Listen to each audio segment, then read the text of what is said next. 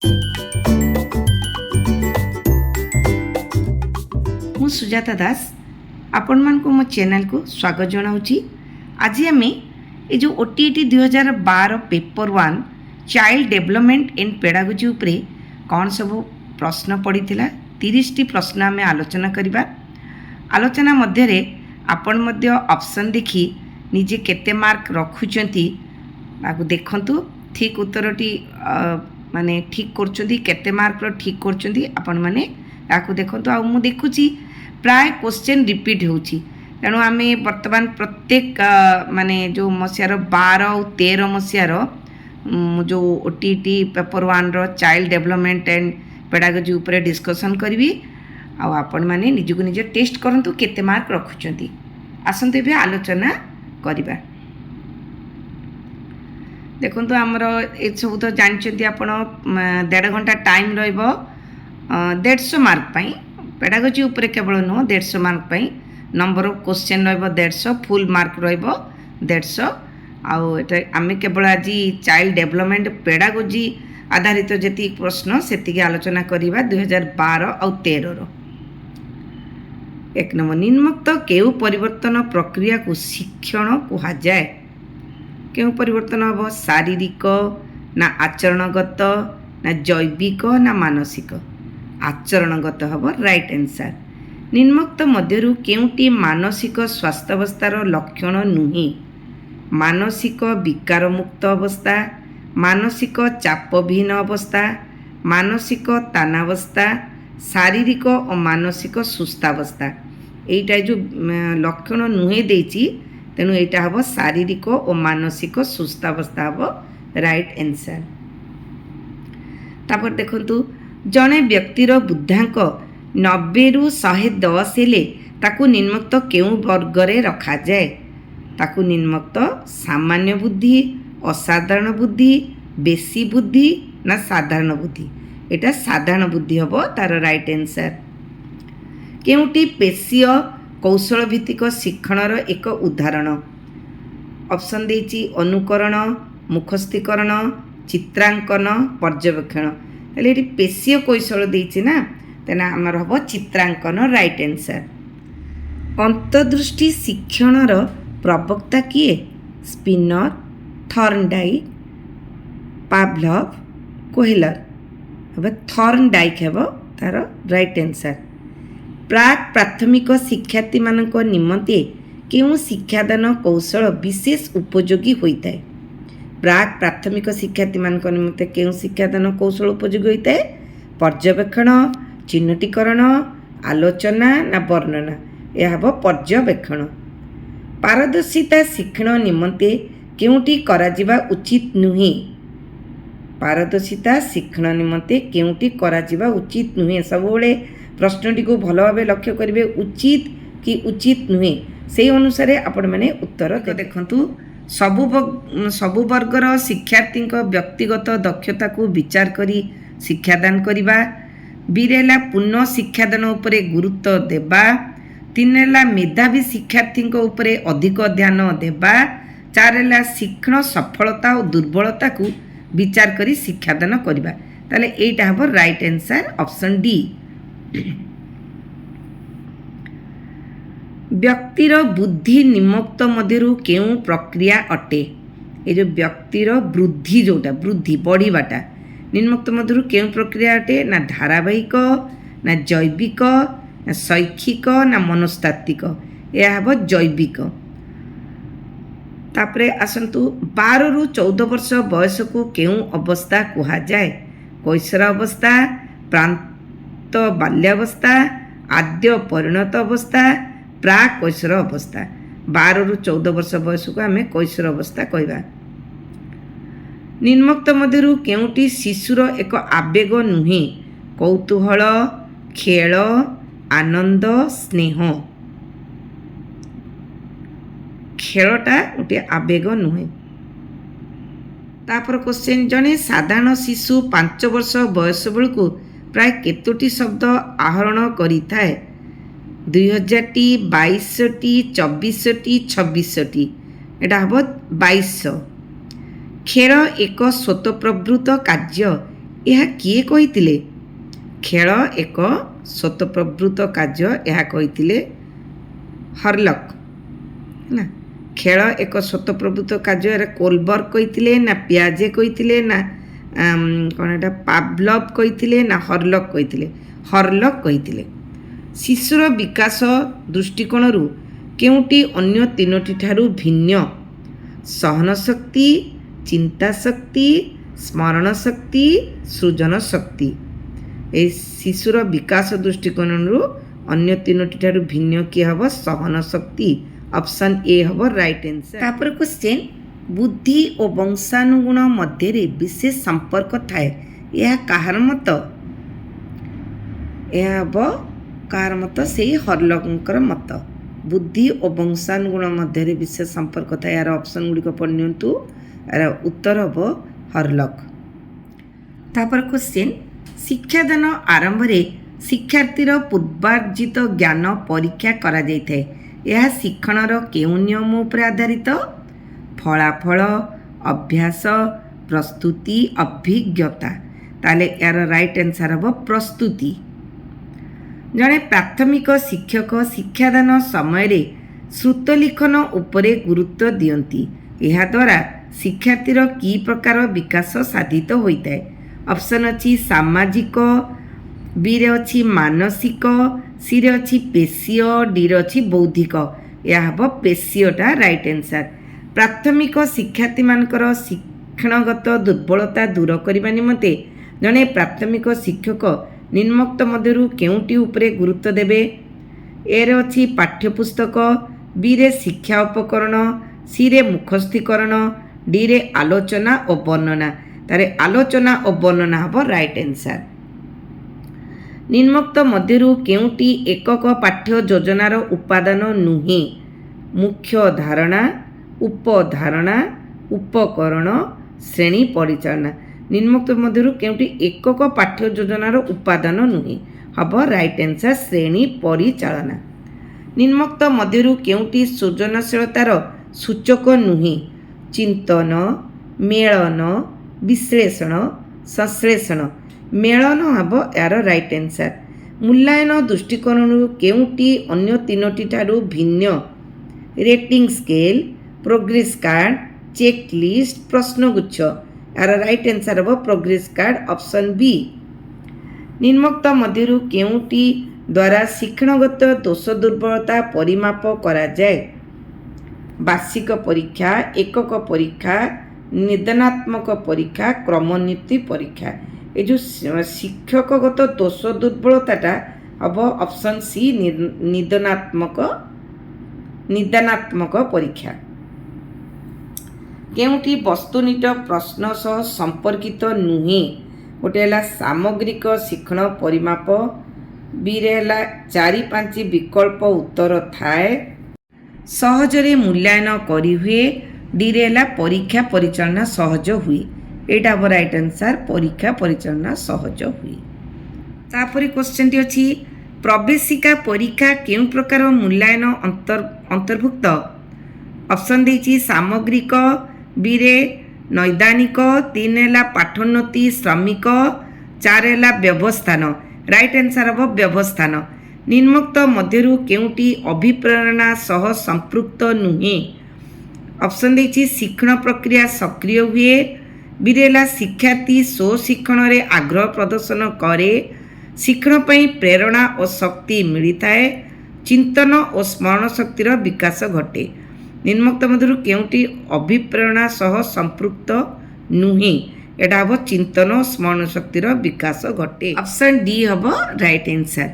ତାପରେ କ୍ୱେଶ୍ଚିନ୍, ଜଣେ ଶିକ୍ଷାର୍ଥୀ ଶିକ୍ଷାଦାନ ସମୟରେ ବାସ୍ତବ ବସ୍ତୁ ଉପରେ ନିର୍ଭର କରୁଛି, ଶିକ୍ଷଣ ଦୃଷ୍ଟିରୁ ଏହା ଶିକ୍ଷାର୍ଥୀର କେଉଁ ପ୍ରକାର ଲକ୍ଷଣ ଅଟେ? ମାନସିକ ଅସୁସ୍ଥତା, ବିରେ ଦେଇଛି ମାନସିକ ଅନଗ୍ରସରତା, 3ରେ ମାନସିକ ଅସ୍ଥିରତା, 4ରେ ମାନସିକ ତାନାବସ୍ଥା। ରାଇଟ୍ ଅପସନ୍ ହେବ ଅପସନ୍ ବି ମାନସିକ ଅନଗ୍ରସରତା। ପ୍ରତିଭାଶାଳୀ ବିଦ୍ୟାର୍ଥୀମାନଙ୍କର ବୁଦ୍ଧ୍ୟାଙ୍କ ପ୍ରାୟ କେତେ? ପ୍ରତିଭାଶାଳୀ ବିଦ୍ୟାର୍ଥୀ ଦେଇଛି ଏଠି, ପ୍ରତିଭାଶାଳୀ ବିଦ୍ୟାର୍ଥୀଙ୍କର ବୁଦ୍ଧ୍ୟାଙ୍କ ହେବ 130ରୁ ଅଧିକ। ऑप्शन डी हम राइट आंसर। ऑप्शन गुड़िक आपण मैंने निजे पढ़ी नियंतु माने 90 रु अधिक 100 रु अधिक 120 रु अधिक 130 रु अधिक राइट ऑप्शन हम ऑप्शन डी 130 रु अधिक। निम्नोक्त केउं पद्धति द्वारा प्रतिभाशाली शिक्षार्थी मानकु चिन्हट करा जाई थाए? ए रे देइछि लब्ध ज्ञान परीक्षा, बी रे शिक्षादान और प्रदर्शन, सी रे वंशानुगुण, डी रे व्यक्ति विवरणी विश्लेषण। ए डीटा हम राइट आंसर। प्रतिभाशाली शिक्षार्थी मानकु चिन्हट करा जाई परिबो व्यक्ति विवरणी विश्लेषण द्वारा। निम्नोक्त मध्यरु केउंटी शिशु केन्द्रिक शिक्षादान संपर्कित नुहे? ए रे देइछि शिक्षानुभूति उपरे गुरुत्व प्रदान, बी रे देइछि सामग्रिक विकास उपरे गुरुत्व प्रदान, सी रे स्व अध्ययन उपरे गुरुत्व प्रदान, डी रे श्रेणी शिक्षादान उपरे गुरुत्व प्रदान। शिशु केन्द्रिक शिक्षादान संपर्कित नुहे, तेणु यह हम श्रेणी शिक्षादान उपरे गुरुत्व प्रदान ऑप्शन डी हम राइट आंसर। निम्नोक्त केउं पाठ्यक्रम उपरे जॉन ड्यू गुरुत्व देइथिले? ताले ऑप्शन ए देइछि शिशु केन्द्रिक, बी रे विकल्प भित्तिक, सी रे अभिज्ञता भित्तिक, डी रे अनुबंध भित्तिक। तो जॉन ड्यूई देइछन्ति प्रकल्प भित्तिक, ऑप्शन बी हम राइट आंसर। निम्नोक्त मध्यरु केउंटी मौलिक शिक्षार सूचक? ए हला तत्व भित्तिक, बी हला कर्म भित्तिक, सी हला प्रकल्प भित्तिक, डी हला विषय केन्द्रिक। हला कर्म भित्तिक हम राइट आंसर। मौलिक शिक्षार सूचक है कर्म भित्तिक। आसतु एबे आलोचना करिबा ओटीटी 2013 पेपर 1 से शिशु विकास जोटा चाइल्ड डेवलपमेंट एंड पेडागोजी आधारित प्रश्न कौन कौन पड़ी थिला। आसतु आमे पुंखानुपुंख आलोचना करिबा। आपन केते नंबर रखुचंती निजे निजे निजको टेस्ट करी देखंतु। आसतु एबे आमे आलोचना करिबा 2013 मसियार ओटीटी पेपर 1। आम राज्यर केउं संस्था प्राथमिक स्तर पाई पाठ्य खसड़ा प्रस्तुत करिथाए? ओपेपा, बी रे हला TENSCERT, सी रे हला NCTE, डी रे हला ELTI। ताले ऑप्शन बी अब राइट आंसर TE एवं SCERT। ए क्वेश्चन टी मो आग गोटे वीडियो रे मते डिस्कस करथिली। तापरे निम्नोक्त मध्यरु केउंटी शिशुर शारीरिक अभिवृद्धि को सूचाउची? ए रे हला नकारात्मक, बी रे हला परिमाणात्मक, सी रे हला गुणात्मक, डी रे हला सकारात्मक। ताले ऑप्शन बी हबो परिमाणात्मक राइट आंसर। व्यक्ति निजर भूल रु ही शिखे, यह केउं शिक्षण तत्व उपरे आधारित? यांत्रिक अनुबंध, ऑप्शन बी हला अंतर्दृष्टि, सी रे हला प्रयत्न प्रमाद, डी रे हला सापेक्ष परिवर्तन। ताले ऑप्शन सी प्रयत्न प्रमाद हब राइट आंसर। निम्नोक्त मध्यरु केउं उक्तिटी ठीक नुहे? अभिवृद्धि एक जैविक प्रक्रिया, विकास एक परिमाणात्मक प्रक्रिया, शिक्षा एक लक्ष्याभिमुखी प्रक्रिया, शिक्षण एक आचरणगत परिवर्तन प्रक्रिया। यार आंसर हो ऑप्शन बी विकास एक परिमाणात्मक प्रक्रिया। तापर क्वेश्चन बहु विकल्प प्रश्न क्षेत्र में निम्नोक्त केउं तथ्यटी ठीक नुहे? ऑप्शन ए देछि अनभिज्ञ शिक्षक मध्य सहजरे प्रश्न प्रस्तुत करि पारंती, समस्त विकल्प उत्तर संभव मन हुए, कंप्यूटर माध्यम रे निर्भुल और द्रुत मूल्यांकन होई पारे, विकल्प मानक मध्यरु मात्र गोटिए ठीक उत्तर अटे। ताले एटार राइट आंसर हो ऑप्शन ए अनभिज्ञ शिक्षक मध्य सहजरे प्रश्न प्रस्तुत करि पारंती। एटा हो राइट आंसर।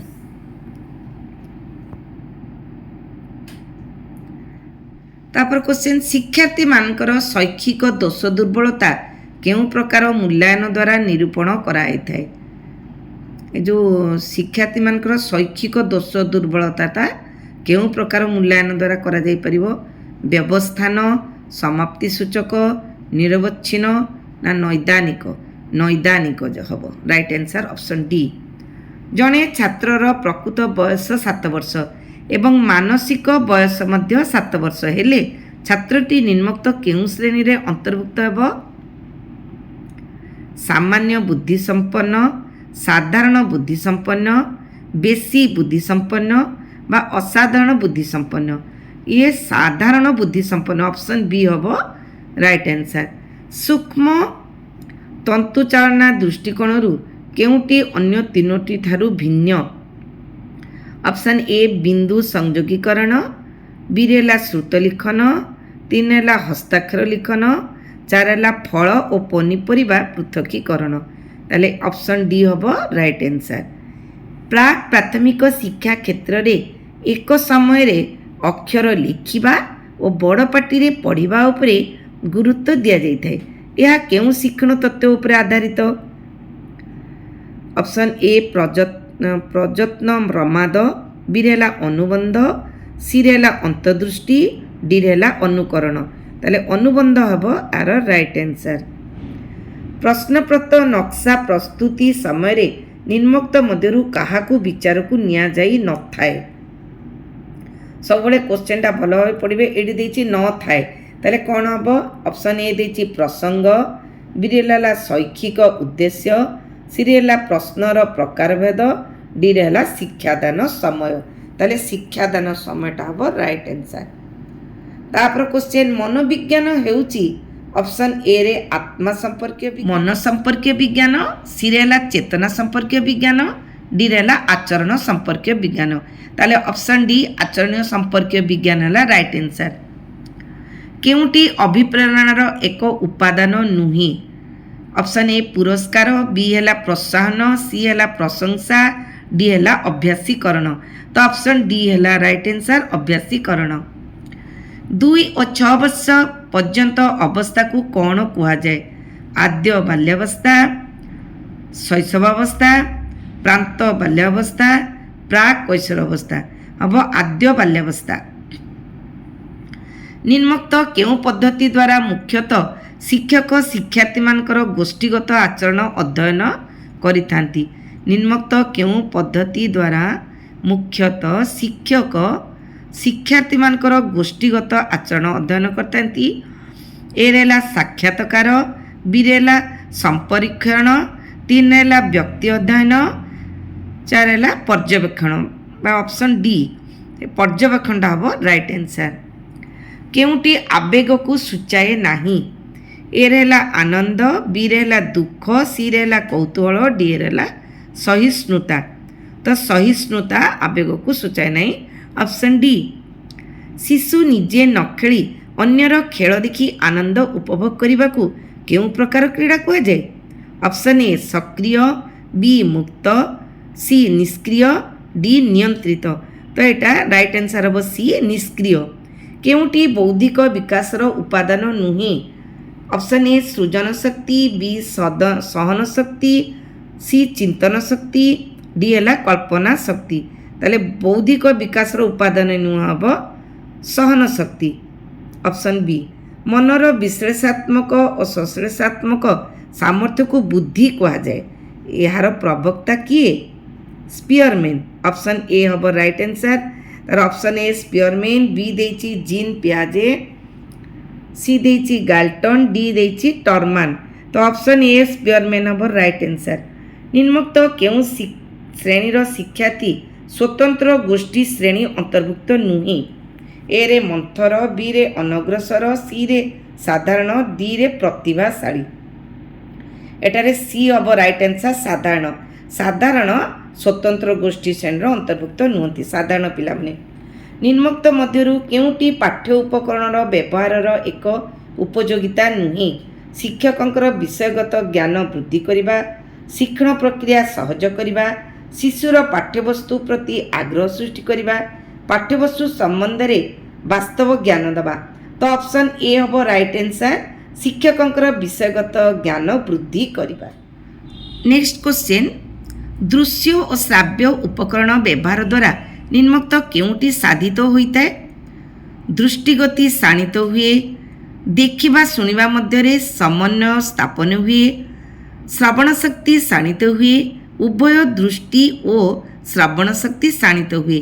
तो ऑप्शन ए राइट आंसर हम दृष्टि शक्ति शाणित हुए। नेक्स्ट क्वेश्चन निम्नोक्त केउटी पारदर्शिता शिक्षणर एक उपादान नुहे। पारदर्शिता शिक्षणर एक उपादान नुहे कौन हम ऑप्शन ए रे देछि विकल्प पाठ्यपुस्तकर व्यवहार, बी रे विकल्प शिक्षादान पद्धति, सी रे शिशुकेन्द्रिक शिक्षण कार्य, डी रे दलगत शिक्षादान। तो पारदर्शिता शिक्षण देछि ना ताले एटारे हबो विकल्प शिक्षादान पद्धति। तापाई विकल्प शिक्षादान पद्धतिर आवश्यकता नहीं। जड़े छात्र गृह कार्य कला बेले गोटे गणित प्रश्न ठीक समाधान करी बेस आनंद पाइला और परवर्ती प्रश्न समाधान करने पई आग्रह प्रकाश कला। यह शिक्षणर केउं नियम उपर आधारित? ऑप्शन ए अभ्यास, बी प्रस्तुति, सी सादृश्य, डी फलाफल। ताले यह हम फलाफल राइट आंसर ऑप्शन डी। निम्नोक्त केउंटी निरवच्छिन्न समव्यापक मूल्यांकन द्वारा परिमाप करा जाई थाए? सामग्रिक विकास, सृजन शक्तिर विकास, अभिज्ञतार विकास, केन्द्रापसरी चिंतन विकास। निम्नोक्त केउंटी निरवच्छिन्न समव्यापक मूल्यांकन द्वारा परिमाप करा जाई थाए? एटारे राइट ऑप्शन हम ऑप्शन डी केन्द्रापसरी चिंतन विकास। नेक्स्ट क्वेश्चन देखंतु जड़े शिक्षार्थीर वर्तमान शैक्षिक सफलतारू भविष्य में तार विभिन्न क्षेत्र में दक्षता और सफलता आकलन करने निमंते केउ परीक्षण करा जाइथाय? माने ऑप्शन ए रे देछि अभियोग्यता परीक्षण, बी रे कृति परीक्षण, 3 रे एकक परीक्षण, 4 रे मनोवृत्ति परीक्षण। एटार हम ऑप्शन बी कृति परीक्षण राइट आंसर। नेक्स्ट क्वेश्चन देखंतु जड़े शिक्षार्थीर वर्तमान शैक्षिक सफलतारू भविष्य में तार विभिन्न क्षेत्र में दक्षता और सफलता आकलन करने निमंते केउ परीक्षण कराइथाय? ऑप्शन ए देछि अभियोग्यता परीक्षण, बी रे कृति परीक्षण, सी रे एकक परीक्षण, डी रे मनोवृत्ति परीक्षण। तो ऑप्शन ए अभियोग्यता परीक्षण हम राइट आंसर। निम्नोक्त मध्यरु केउटी एक मात्रा सूचक पाठ्य उपकरण अटे? ए रे देला ऑप्शन ए रे कलापटा, बी रे प्रदर्शन बोर्ड, सी रे स्थिर छवि, डी रे ला प्रतिरूप। तो ऑप्शन डी प्रतिरूप है राइट आंसर। प्राथमिक विद्यालय शिक्षार्थी माने मुख्यतः निम्नोक्त केउं उपाय द्वारा अभिज्ञता अर्जन करथांती? प्राथमिक विद्यालय शिक्षार्थी माने साधारणतः निम्नोक्त केउं उपाय द्वारा अभिज्ञता अर्जन करथांती? ए रे देला वास्तव पर्यवेक्षण, बी रे अन्यमानक ठारू शुणी, सी रे अनुकरण, डी रे ला काल्पनिक चिंतन।